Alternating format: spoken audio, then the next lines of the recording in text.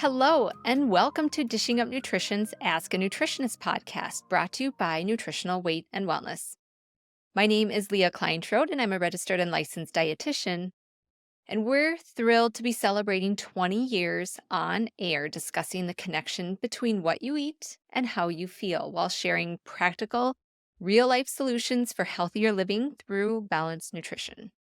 We thank all of you for your support and your listenership over the years. And if you're enjoying the show, let us know by leaving a rating or review on Apple Podcast or Spotify. Providing feedback helps others find these important real food messages. Now let's get started. On today's show, I will be answering a question that we received from one of our Dishing Up Nutrition listeners. This listener asks, if a person starts eating only real food and gives up sugar, how long until you see results like less inflammation? And I think this is a great question, and it's a very logical question for anybody to ask when they're considering making a change, any kind of change, whether it is lifestyle related or otherwise, any kind of change in your life. You want to know how long until I start to notice progress in the right direction. I'll start us off by saying, in my experience, when people start to make the shift from eating ultra processed foods to eating real food and getting rid of the sugar in their diet, they notice some amount of positive change pretty quickly. And when I say pretty quickly, I'm talking about within even a few days or in that first week. But that statement does come with caveats, which I'll get into in a moment. Low-grade inflammation is at the root of most symptoms and chronic conditions, so really any improvement in any symptom means that there's less inflammation in the body. It might not always be the symptom or symptoms that someone is focusing on for their health or like the one thing that they want to improve with their health, but that doesn't mean that there aren't other things that are improving. Someone might notice less puffiness in their feet or less creakiness in their joints when they first get out of bed. They may notice that they're sleeping better. They may notice that their skin is starting to clear up. They may notice that their heartburn is only half of what it used to be. They might notice that they're not getting their usual evening headaches, and so on and so forth. So many examples here. The question really is how is that inflammation manifesting for that individual person? Now, when I say many people experience improvements within a few days to a week, there can also be a lot of variables to that equation. So, if you are someone who has tried real food eating and giving up sugar in the past and you didn't notice anything in that first week or even in that first month or two, that doesn't mean that you were doing it wrong or that real food isn't having a positive effect. So, before I get into some of those variables, I'm going to pause us here and take a quick break. When we come back, I'll continue exploring reasons why someone may see slower progress in their inflammation.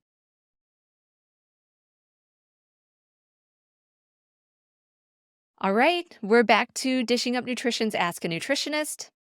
Before the break, I mentioned that there can be reasons why someone may not notice less inflammation in the first few days or that first week of eating real food.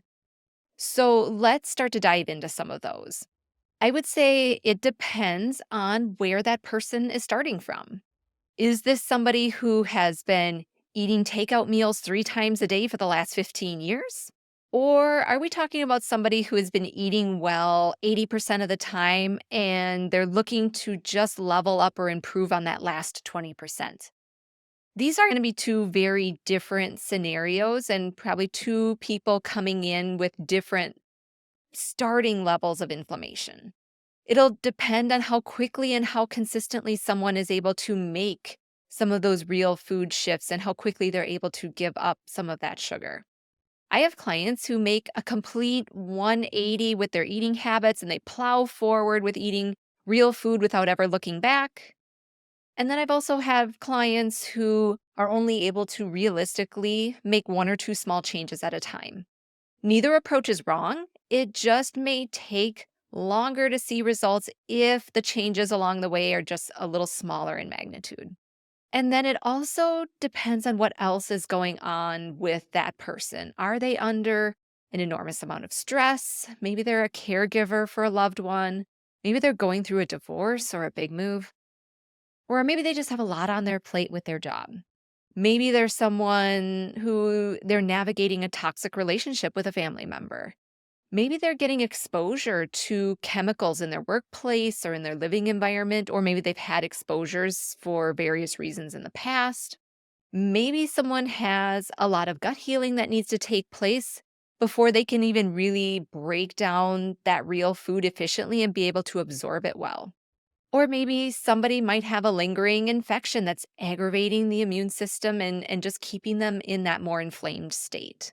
Of course, the most recent example with that are people who suffer from long haul COVID. It's one of the more recent examples that we see. All of these examples, and there's a lot more out there, these are reasons why someone who is eating real food and they're eating less sugar, like they just might see some slower changes in their inflammation level or slower progress towards their goals. So, in summary, shifting to real food and less sugar can really have some remarkable effects on people's health in a pretty short time frame. But there are also people out there who will see that timeline drawn out, and there can be a lot of reasons behind that. So, if you're listening to this or if you're watching this and you're just either not sure where you fall on that spectrum or you feel like you are stuck in a place with your health and your food choices, this may just be a good time to connect with us and ask some more questions. You can learn more at our website, weightandwellness.com, or you can give our front desk staff a call at 651 699 3438. We're happy to be a part of your health journey wherever you're at. So thank you so much for listening to Dishing Up Nutrition's Ask a Nutritionist for this week. If you found this episode helpful, be sure to leave us a rating or review on your favorite podcast app. And if you have a nutrition question for us that you would like us to answer, we have two options for you. You can join our private Dishing Up Nutrition Facebook community by searching Dishing Up Nutrition on Facebook, or you can call us at 952 641 5233 to leave your question in our Dishing Up Nutrition voicemail box. So please don't be shy. If you have a question, let us know. We look forward to hearing from you.